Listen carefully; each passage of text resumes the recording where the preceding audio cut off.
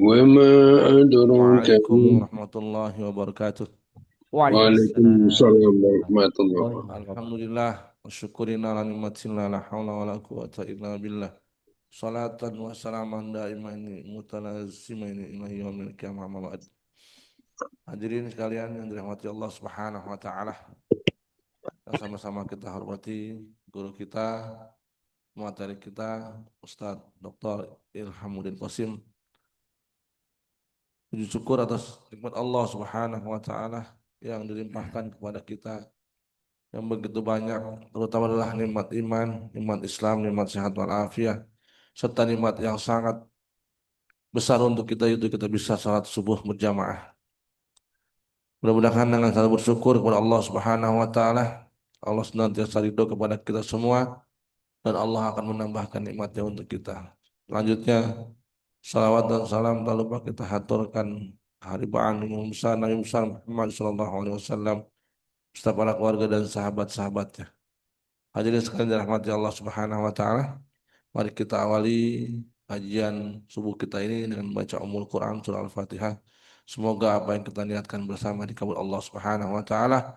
Kita dikuatkan iman Islam kita, kita menghadapi bulan Ramadan penuh kesehatan, penuh keberkahan dari Allah Subhanahu wa taala. Al-Fatihah. A'udzubillahi minasyaitonir rajim. Bismillahirrahmanirrahim. Alhamdulillah rabbil alamin arrahmanir rahim maliki yaumiddin. Iyyaka na'budu wa iyyaka nasta'in ihdinas siratal mustaqim. Shiratal ladzina an'amta 'alaihim ghairil maghdubi 'alaihim waladdallin. Terus selanjutnya kita dengarkan sama-sama materi yang akan disampaikan oleh guru kita Bapak Ustadz Dr. Ilham Pun. Bolehnya dipersilakan. Terima kasih. Bismillahirrahmanirrahim.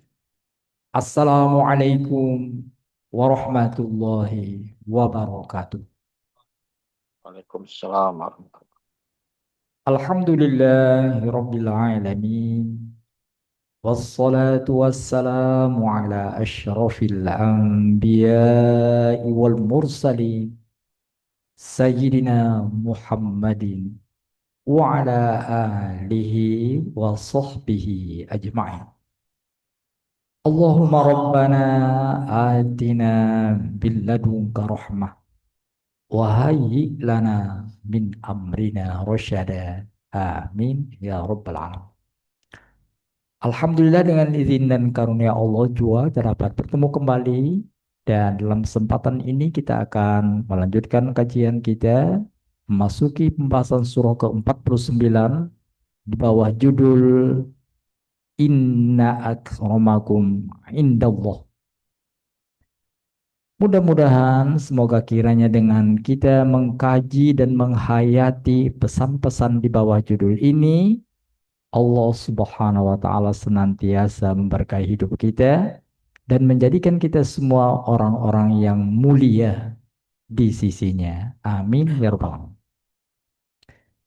Inna akramakum indallahi terdapat pada ayat 13 surah 49 surah Al-Hujurat yang lengkapnya berbunyi Ya ayyuhan nasu inna khalaqnakum min dzakarin wa unsa wa ja'alnakum syu'uban وجعلناكم شعوبا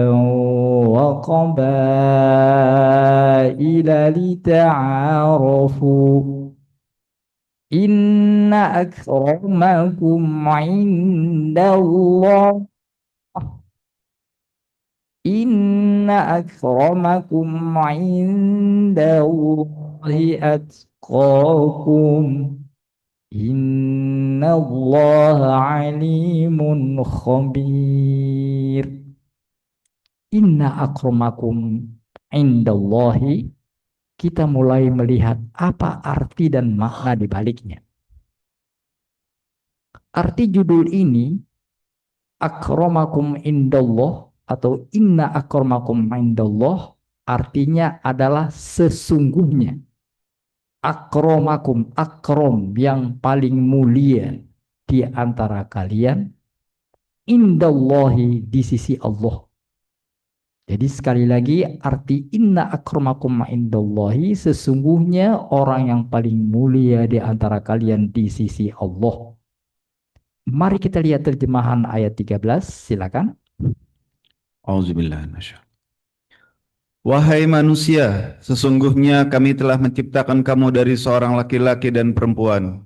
Kemudian kami menjadikan kamu berbangsa-bangsa dan bersuku-suku agar kamu saling mengenal. Sesungguhnya yang paling mulia di antara kamu di sisi Allah adalah orang yang paling bertakwa. Sesungguhnya Allah Maha Mengetahui lagi Maha Teliti. Sesungguhnya orang yang paling mulia di antara kalian di sisi Allah.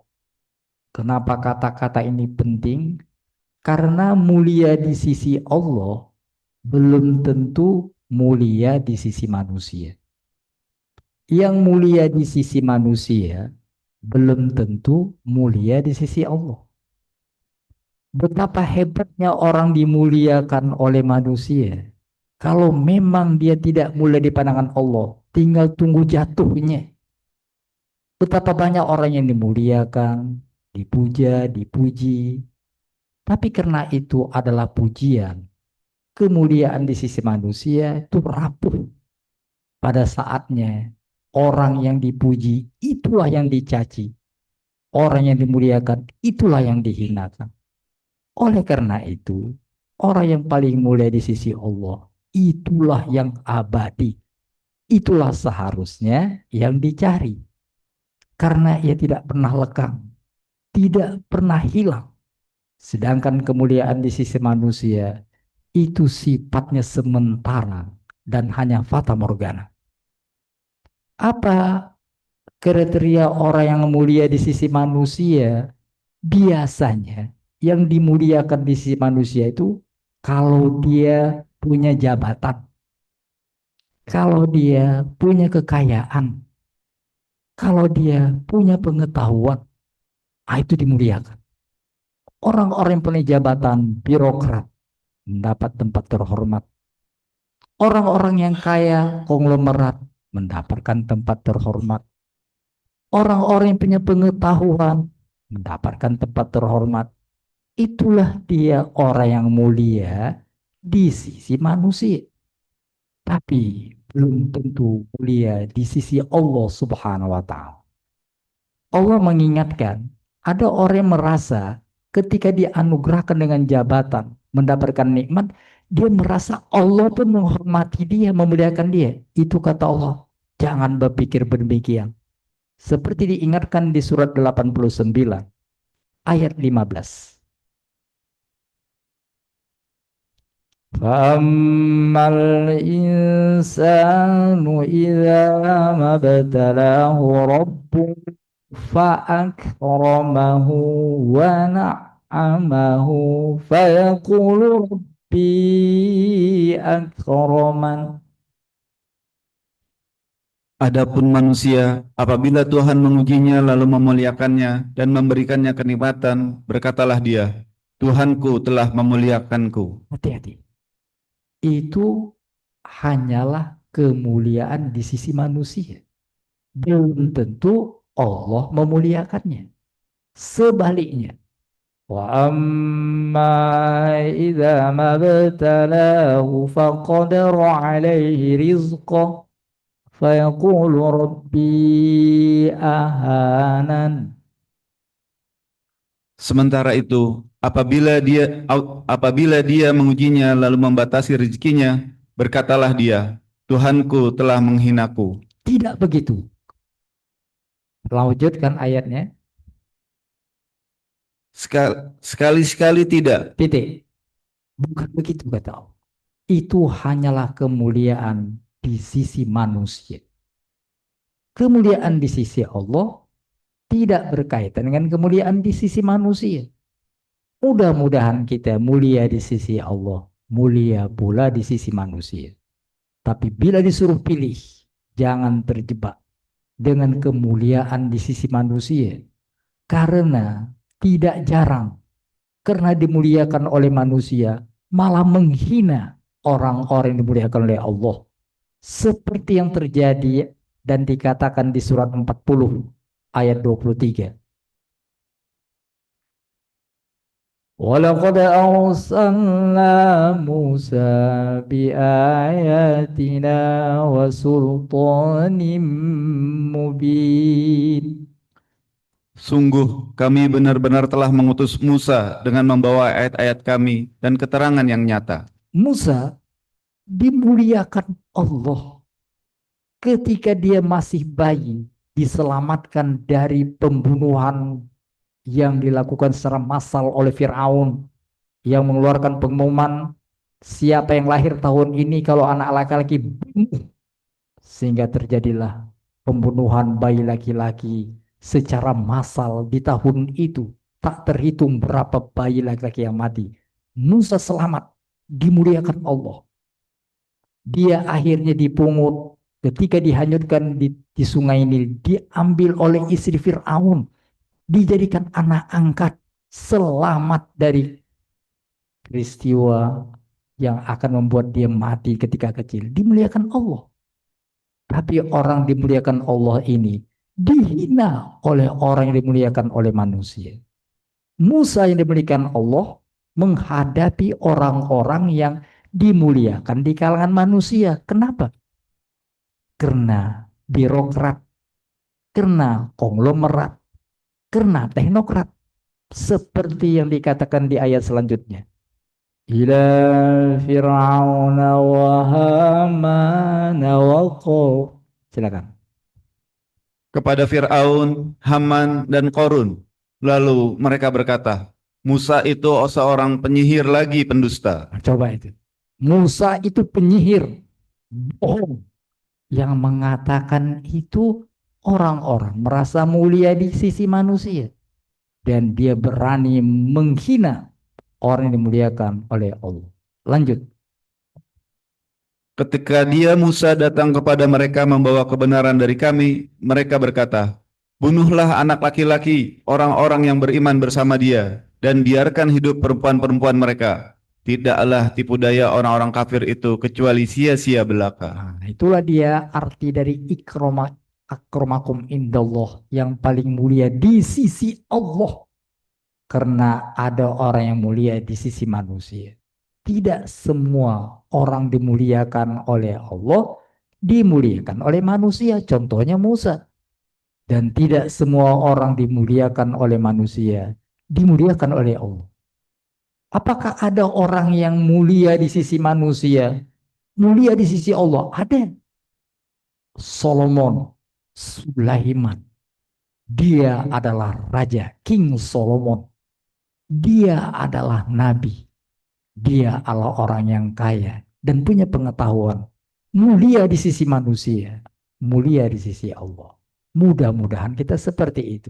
Tapi sekali lagi, bila kita diberi pilihan, pilih mulia di sisi Allah. Kemuliaan di sisi Allah tidak berkaitan dengan karena kita laki-laki, karena kita perempuan, karena kita suku ini, karena kita bangsa anu. Tidak. Kemuliaan di sisi Allah itu diukur dari ketakwaan. Oleh karena itu kesempatan menjadi orang mulia di sisi Allah terbuka. Karena tiketnya sama. Jadilah orang yang bertakwa.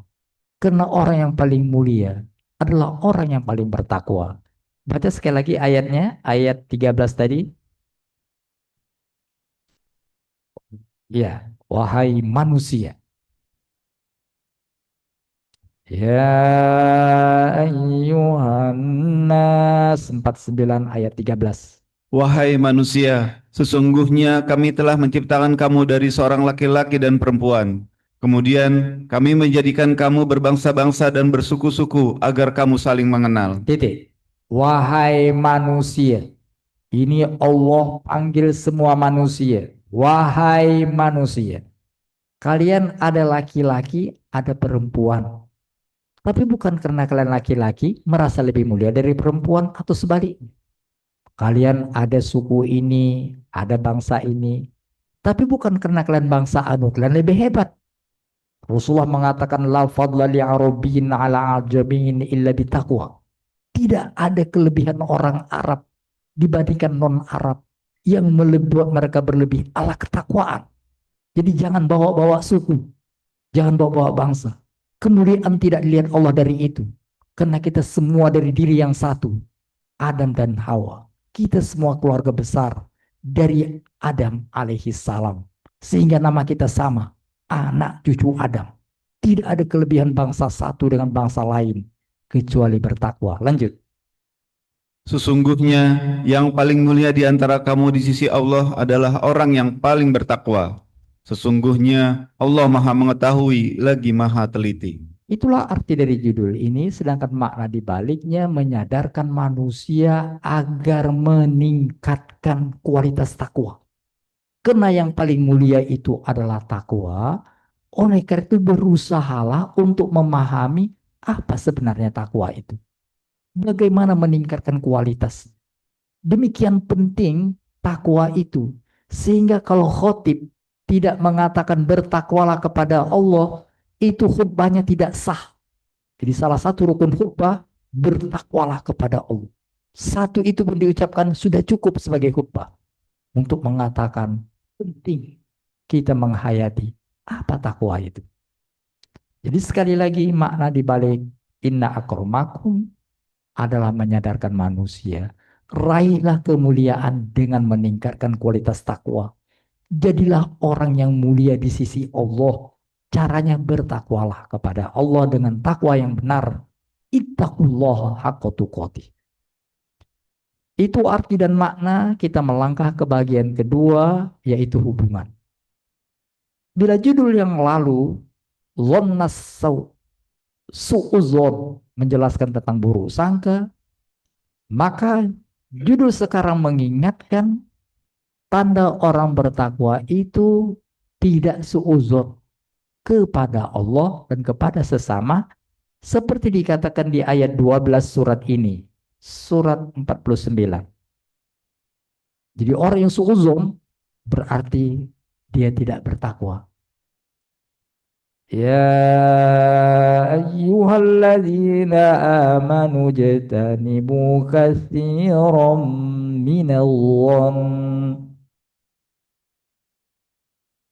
Wahai orang-orang yang beriman, jauhilah banyak prasangka. Sesungguhnya sebagian prasangka itu dosa. Janganlah mencari-cari kesalahan orang lain, dan janganlah ada di antara kamu yang menggunjing sebagian yang lain. Apakah ada di antara kamu yang suka memakan daging saudaranya yang sudah mati? Tentu kamu merasa jijik. Bertakwalah kepada Allah, sesungguhnya Allah Maha Penerima Taubat, lagi Maha Penyayang. Bertakwalah kepada Allah. Apa tandanya? Jauhi su'uzon. Oleh karena itu bila judul yang lalu menjelaskan tentang su'uzon, maka judul sekarang mengingatkan orang yang su'uzon tidak akan menjadi orang yang mulia karena ia telah mereduksi ketakwaannya, mencemari ketakwaan. Itulah hubungan judul yang lalu dengan judul sekarang. Akhirnya sampailah kita kepada pesan-pesan. Bagaimana sih yang namanya meningkatkan kualitas takwa?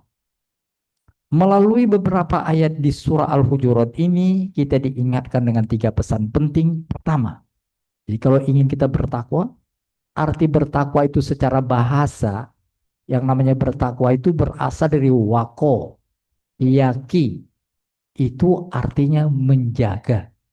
Oleh karena itu, orang bertakwa itu orang yang menjaga. Apa yang dijaga? Nah, yang pertama, orang bertakwa itu menjaga hatinya. Jaga hati. Itu makanya pernah kita dengar lagu-lagu, jagalah hati itu deh. Orang yang bertakwa itu menjaga hatinya agar bersih dari syirik.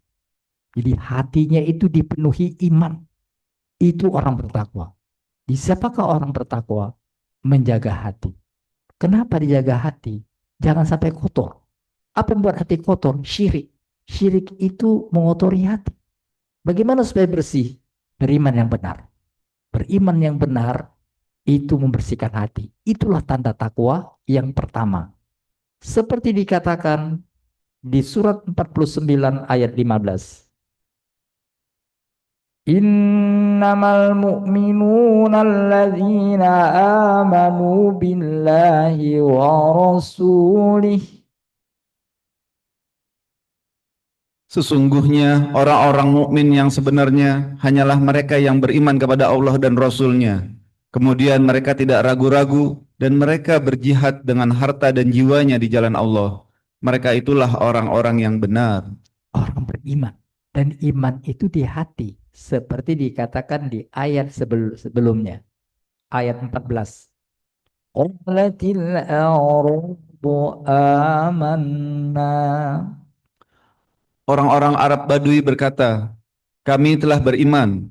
Katakanlah kepada mereka, kamu belum beriman. Tetapi katakanlah, kami baru berislam. Karena iman yang sebenarnya belum masuk ke dalam hatimu. Jika kamu taat kepada Allah dan Rasul-Nya, Dia tidak akan mengurangi sedikitpun pahala amal perbuatanmu. Sesungguhnya Allah Maha Pengampun lagi Maha Penyayang. Sekali lagi, orang bertakwa itu orang menjaga hatinya. Menjaga hati dengan iman. Jangan kotori dengan syirik. Tuh makanya pada surat 26 ayat 87 26 itu surah Asy-Syu'ara 87 wala tukhzini yauma yub'atsun yauma la yanfa'u malu wala banun illa man atallaha biqalbin salim. Janganlah engkau hinakan aku pada hari mereka dibangkitkan, yaitu pada hari ketika tidak berguna lagi harta dan anak-anak, kecuali orang yang menghadap Allah dengan hati yang bersih. Ya Allah, jangan jadikan aku hina. Tidak jadi orang mulia. Padahal dulu aku dipuji-puji oleh manusia, dimuliakan. Kenapa? Karena aku punya harta, aku punya anak. Jadi mendapat pujian dan kehormatan, kemuliaan di sisi manusia. Tapi rupanya aku hina karena tidak memiliki hati yang bersih. Padahal hati yang bersih itu adalah ciri pertama orang yang bertakwa. Untuk menjadi bertakwa, bersihkan hati dengan iman. Itulah makanya orang yang hatinya bersih dikatakan orang bertakwa. Lanjut. Wa uzlifatil jannatu lil muttaqin. Surga didekatkan kepada orang-orang yang bertakwa. Siapa yang bertakwa itu? Membersihkan hatinya. Bagaimana? Kenapa hatinya bersih? Dia beriman. Orang-orang tidak beriman, hatinya kotor. Seperti dikatakan di surat 16. Pada surat 16, surah An-Nahl, ayat 22. Ilahu wahid. فالذين لا يؤمنون بالآخرة قلوبهم منكرة. Tuhanmu adalah Tuhan yang Maha Esa. Maka orang-orang yang tidak beriman kepada akhirat hatinya mengingkari keesaan Allah. Mereka adalah orang-orang yang sombong. Hatinya kotor. Dikotori oleh kesombongan. Itu pertama. Jadi kalau kita ingin meningkatkan kualitas ketakwaan kita, jaga hati kita. Bersihkan hati kita dengan iman. Jangan cemari dengan syirik. Seperti diingatkan di surat 6 ayat 82. Pada surat 6 ayat 82 dikatakan, Alladzina amanu walam yalbisu imanahum bizulm. Orang-orang yang beriman dan tidak mencampur adukan iman mereka dengan kezaliman atau syirik, merekalah orang-orang yang mendapat rasa aman dan mendapat petunjuk. Mereka akan mendapatkan keamanan, kemuliaan yang sebenarnya di sisi Allah, tempat yang nyaman di surga kelak. Itu yang pertama. Yang kedua, orang bertakwa itu setelah menjaga hati, yaitu dengan iman yang benar. Yang kedua, menjaga aturan ilahi. Dia orang bertakwa itu, dia akan mematuhi aturan Allah. Itulah makanya ketika khutbah dikatakan, bertakwalah kepada Allah dengan menjalankan perintahnya. Itu salah satu cara bertakwa. Menjalankan aturan Allah dengan baik. Itu makanya tadi sudah kita baca, kembali ke surat 49 ayat 14.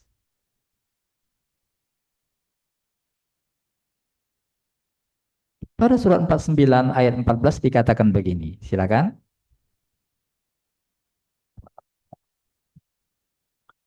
Orang-orang Badui, orang-orang Arab Badui berkata, kami telah beriman. Katakanlah kepada mereka, kamu belum beriman, tetapi katakanlah, kami baru berislam. Karena iman yang sebenarnya belum masuk ke dalam hatimu. Jika kamu taat kepada Allah dan Rasul-Nya, Dia tidak akan mengurangi sedikit pun pahala amal perbuatanmu. Sesungguhnya Allah Maha Pengampun lagi Maha Penyayang. Jika kau patuhi Allah, ikuti aturannya dengan ikhlas, nanti hatimu akan baik, iman akan tumbuh, baru masuk. Tapi yang kedua ini, itu arahnya kepada aturan Allah. Patuhi aturan Allah. Yang ketiga, orang bertakwa itu kalau pertama tadi jaga hati dengan iman, jaga aturan Allah dengan ibadah. Jadi aturan Allah itu apa? Rukun Islam. Jadi kalian baru Islam, belum iman. Islam itu aturan Allah. Puasa, sholat, zakat, haji, itu cara untuk supaya takwa. Mematuhi aturan Allah lewat Islam. Itu dilakukan dengan ikhlas, dia akan masuk ke dalam hati dan akhirnya akan membuat ketakwaan kita bertambah kualitasnya. Yang terakhir, orang yang takwa itu menjaga bicara, menjaga mulut. Jadi yang khas dari orang bertakwa itu justru poin yang paling pentingnya dari bicara. Itulah makanya surat 49 ini itu arahnya kepada bicara. Mari kita lihat ayat 2.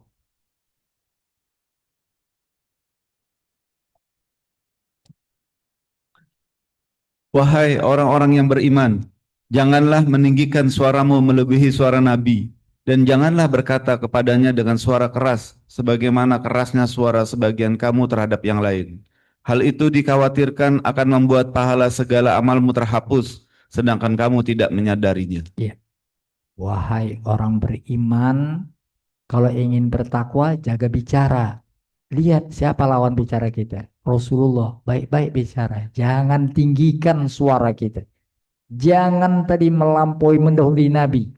Ayat sebelumnya.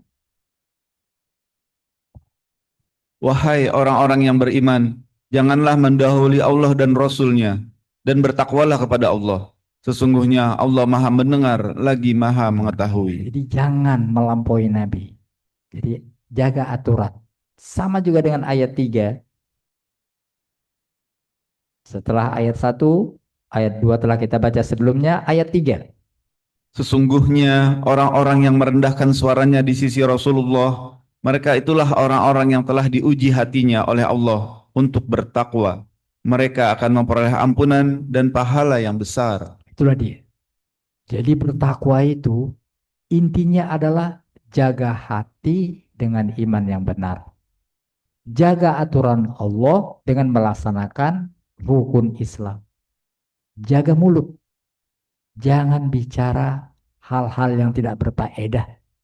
Apalagi bicara yang mengandung dosa. Contohnya ayat 10. Ya ayyuhalladzina amanu la yaskhar qaumun min qaum. Ya, ayat 11. Wahai orang-orang yang beriman, janganlah suatu kaum mengolok-olokkan kaum yang lain, karena boleh jadi mereka yang diolok-olokkan itu lebih baik dari mereka yang mengolok-olok. Dan jangan pula perempuan-perempuan mengolok-olok perempuan lain, karena boleh jadi perempuan yang diolok-olok itu lebih baik daripada perempuan yang mengolok-olok.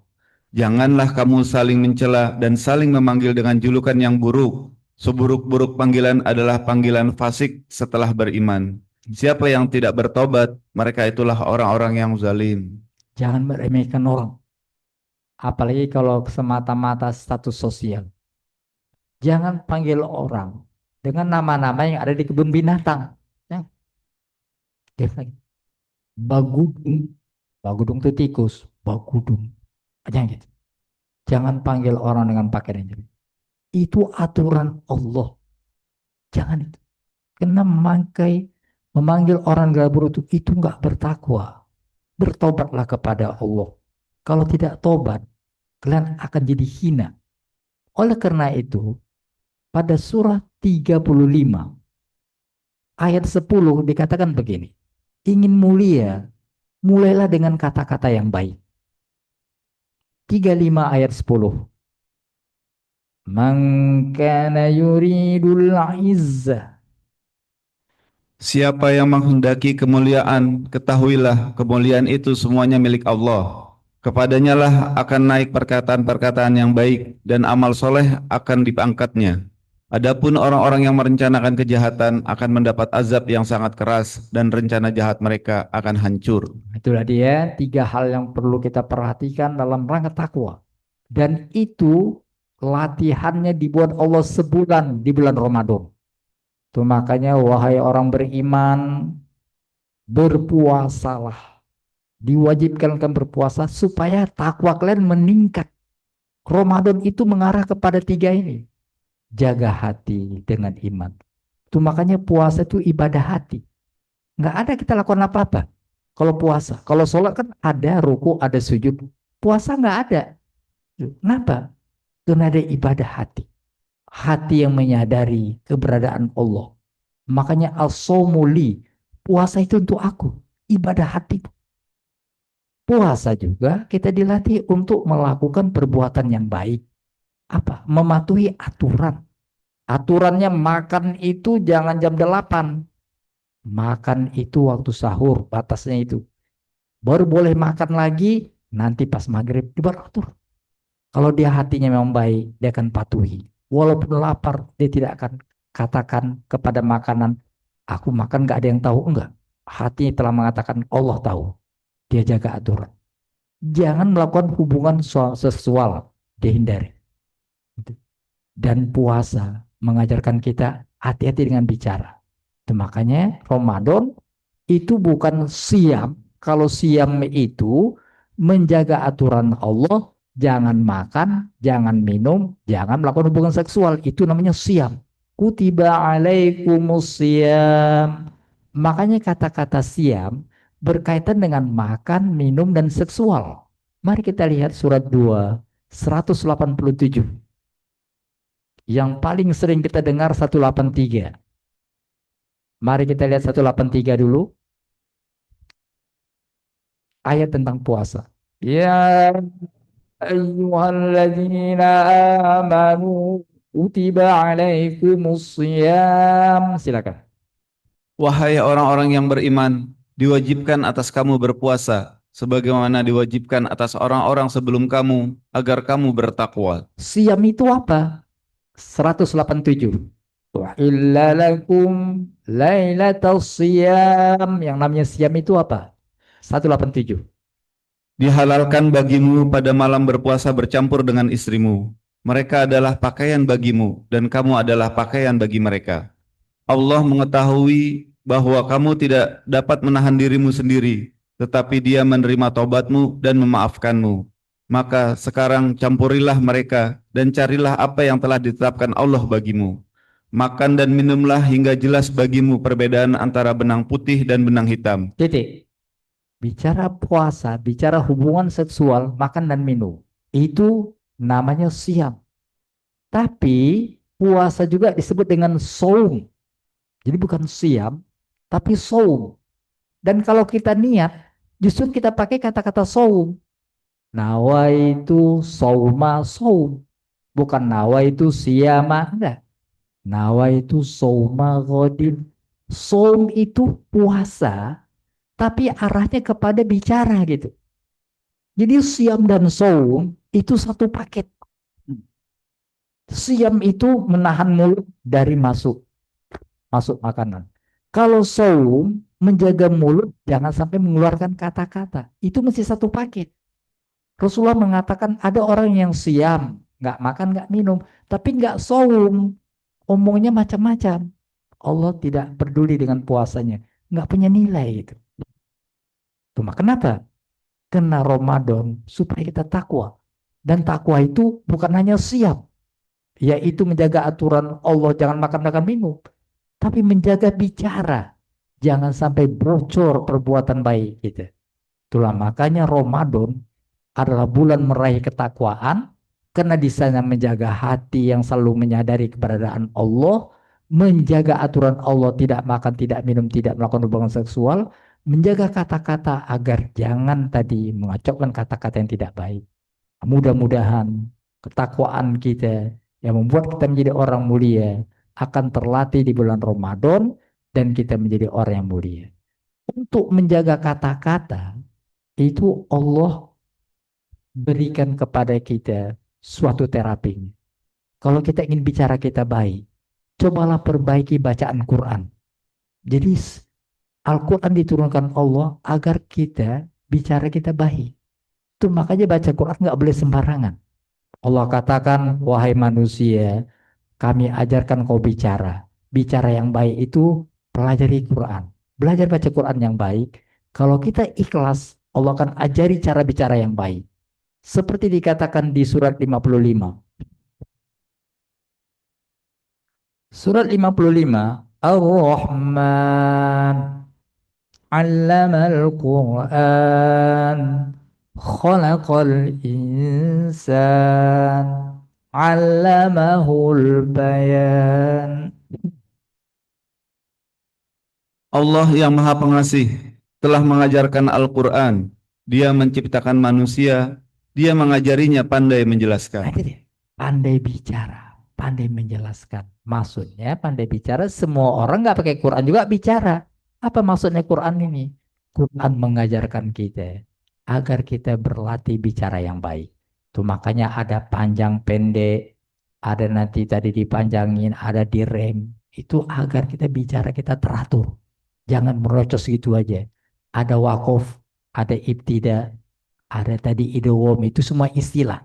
Tapi intinya adalah Al-Quran mengajarkan kita, memberikan cahaya di hati kita ke bicara yang baik. Oleh karena itu, alangkah naifnya orang yang sudah belajar Quran tapi ngomongnya kok enggak itu. Itu seperti tadi disuruh Allah sholat supaya kau baik. Banyak orang yang sholat tapi enggak baik. Kalau gitu perlu diperhatikan pertama, baca Qurannya sesuai enggak dengan standar. Boleh jadi kesalahan di situ. Tapi kesalahan yang paling fatal adalah karena kita lihat orang baca Quran udah bagus, mengerti hukumnya, nah itu masalah hati. Karena ketakwaan itu ada di hati. Dan karena itu bila hatinya tidak baik, justru Quran akan dijadikannya sebagai barang dagangan. Nauzubillah min zalik. Kata Allah, kau dapat Quran supaya kau mulia. Tapi kenapa Quran membuat kau hina? Itu karena hati. Hatinya terpaut dengan dunia. Seperti dikatakan di surat 7 ayat 175. Ini sebagai ayat penutupnya. Surat 7, 175 dan seterusnya. Watlu alaihim naba'al ladzi atainahu ayatina fansalakha minha. Bacakanlah Nabi Muhammad kepada mereka tentang berita orang yang telah kami anugerahkan ayat-ayat kami kepadanya. Kemudian dia melepaskan diri dari ayat-ayat itu, lalu setan mengikutinya dan terus menggodanya sehingga dia termasuk orang yang sesat. Padahal Quran sudah ada, seharusnya dia mulia. Tapi hatinya terpaut dengan dunia. Lanjut.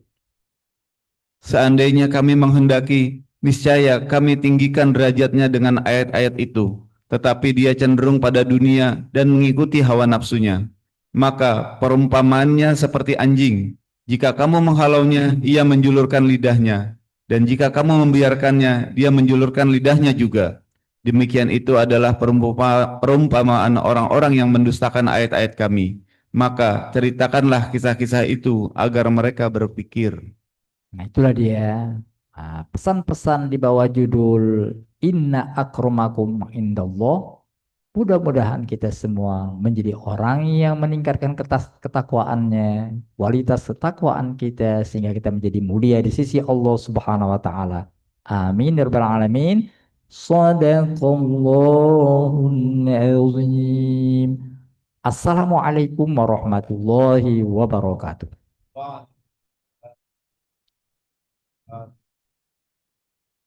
Alhamdulillah. Demikian tadi kita mengikuti materi. Mudah-mudahan apa yang disampaikan, materi yang disampaikan oleh guru kita bermanfaat untuk kita semuanya dan bisa kita amalkan dalam kehidupan kita sehari-hari. Amin ya rabbal alamin. Untuk selanjutnya kita buka sesi tanya jawab pada yang ingin bertanya, baik yang offline maupun yang online, dipersilakan.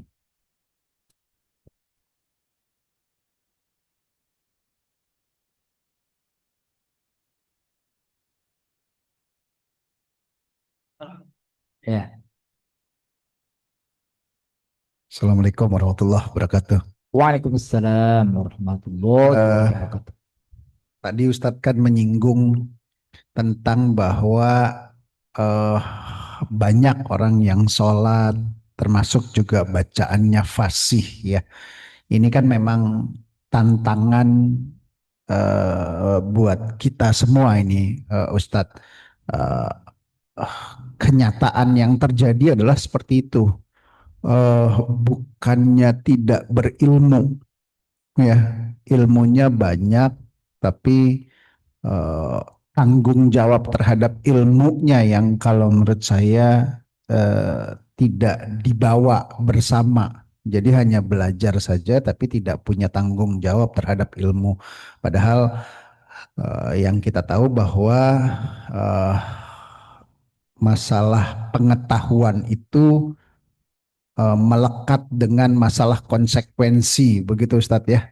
Maksudnya yang saya pahami bahwa begitu kita sudah tahu ilmunya, eh, konsekuensinya berjalan. Kalau kita tidak amalkan, tentunya akan ada konsekuensi. Tapi kalau misalnya tidak tahu, memang memang tidak tahu bukan karena tidak mau tahu ya Ustadz, kan berbeda tuh antara tidak tahu dan tidak.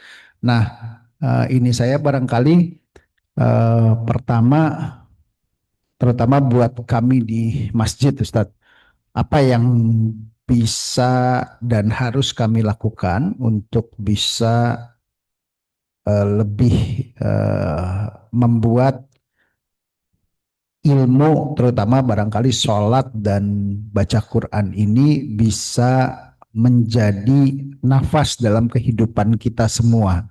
Itu satu. Terus yang kedua, kiat-kiatnya seperti apa saja Ustadz, biar bisa, kami juga mesti belajar kan untuk membuat, mewarnai lingkungan kami menjadi lebih baik Ustadz. Terima kasih Ustadz. Assalamualaikum warahmatullahi wabarakatuh. Ya. Ya. Tadi sekali lagi untuk memantapkan ya bahwa sebenarnya itu dalam masalah hati ya, itu dapat kita lihat di surat 22. Kita mulai dari situ. Surat 22 ayat 32. Dzalika wa man yu'azzim sya'airallahi fa innaha min taqwal qulub. Silakan. Demikianlah perintah Allah. Siapa yang mengagungkan syiar-syiar Allah, sesungguhnya hal itu termasuk dalam ketakwaan hati. Syiar Allah itu umpamanya dia sudah punya pengetahuan agama, itu syiar Allah untuk disiarkan. Itu kalau diagungkannya, dijaganya, itu tanda hatinya takwa. Tapi ada orang yang punya syiar Allah, dia sudah dikenal sebagai orang yang mengerti Al-Quran, nggak dijaganya, itu Allah paling benci. Seperti dikatakan di surah 61 ayat 2. Ya ayyuhalladzina amanu lima taquluna ma la taf'alun. Wahai orang-orang yang beriman, mengapa kamu mengatakan sesuatu yang tidak kamu kerjakan? Lanjut. Sangat besarlah kemurkaan di sisi Allah bahwa kamu mengatakan apa yang tidak kamu kerjakan. Padahal dia sudah melakukan syiar. Sholat itu kan syiar. Quran itu adalah suatu keagungan dari Allah. Sholat juga. Kenapa dia katakan dalam sholat itu, kenapa dia katakan dalam Quran, maksudnya baca Quran, tapi kok nggak meresap? Sholat kok nggak meresap? Berarti tadi dia tidak menghayatinya. Berarti dia belum mengagungkannya gitu. Oleh karena itu, Sholat bukan semata-mata perilaku begitu saja, sama dengan Quran. Katakanlah sebagai sholat ya. Sholat dikatakan di surat 107. 107 ayat 4. Ini orang yang banyak sholat. Kalau orang banyak sholat, sholatnya pakem gitu. Udah langsung gak usah diingatin lagi. Namanya orang itu musolli. Musolli itu orang yang sholat nggak usah disuruh-suruh. Dia musolli. Jadi betul-betul sudah menghayati sholat. Tapi di ayat 4 dikatakan begini.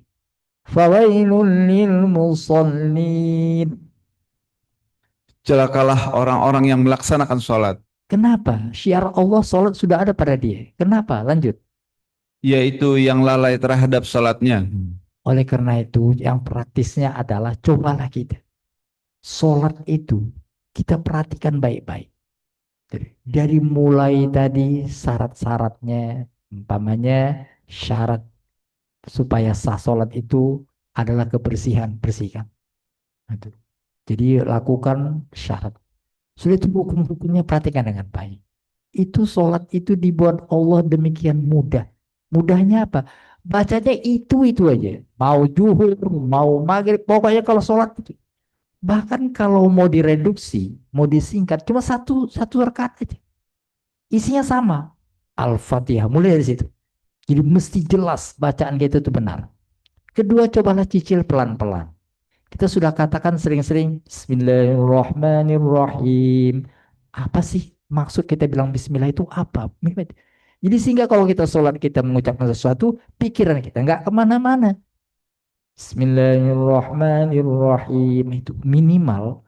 Waktu kita baca Bismillahirrahmanirrahim, kalau kita ingat Ar-Rahmanirrahim, itu seakan kita berkata pada Allah, Bismillahirrahmanirrahim. Allah ngomong sama kita, jangan sombong gitu. Dengarkan itu.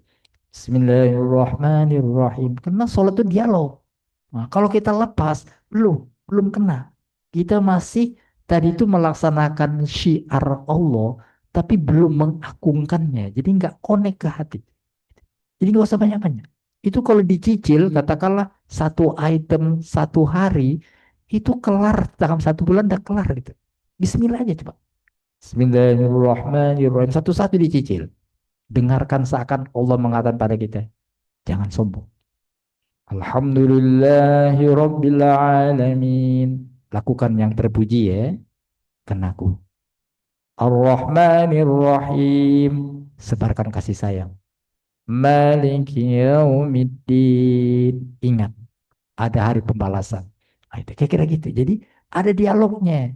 Nah, kalau dialog itu dihayati, Allah beri jaminan kalau sholat itu dihayati, Quran itu dibaca sesuai dengan yang tadi yang diperintahkan cara bacanya dan dihayati.